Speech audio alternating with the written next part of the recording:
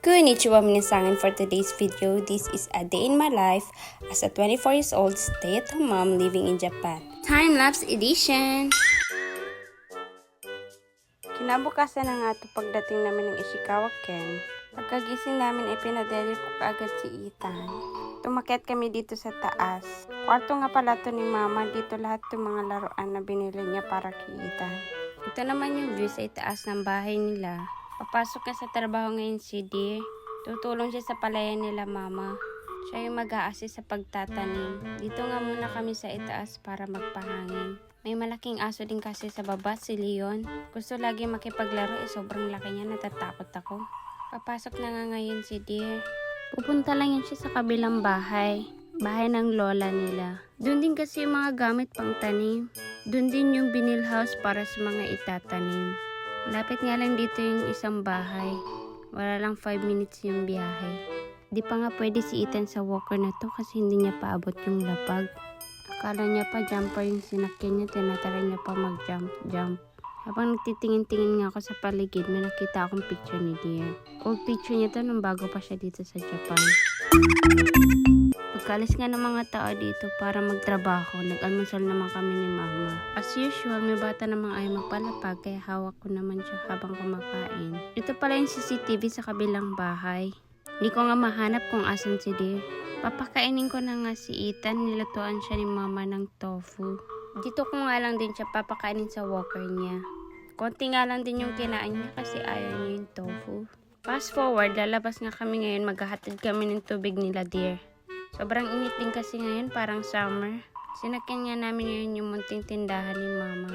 Pagkatid nga namin ng tubig, ay didiretso naman kami doon sa bazaar. Sinabihan ko nga si Dear na mag-video para maipakita ko sa inyo kung paano ang pagtatanim dito sa Japan.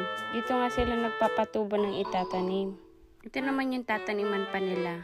Ang galing nga ng pagtatanim nila kasi machine na lahat ang gumagalaw. Magre-refill na lang pag naubos. Di tulad sa Pilipinas na mano-mano pa yung pagtatanim kaya kailangan na maraming tao.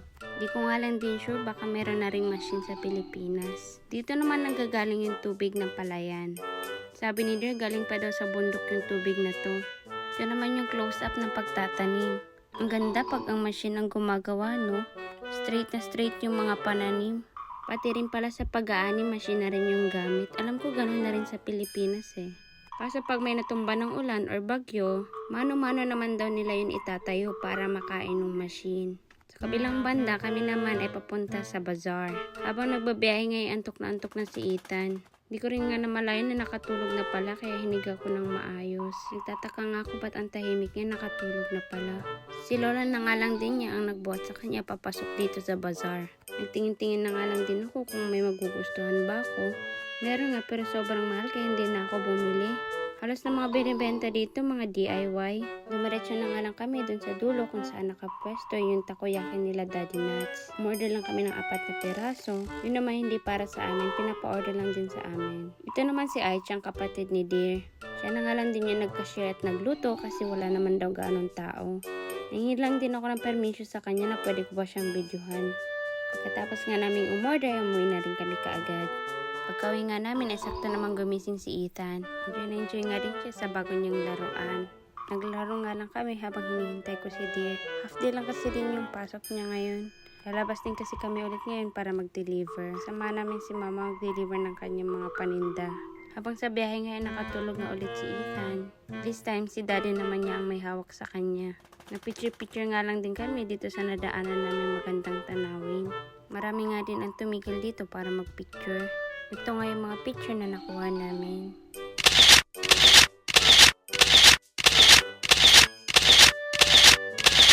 That's for today's video. Thank you for watching. Mata ne!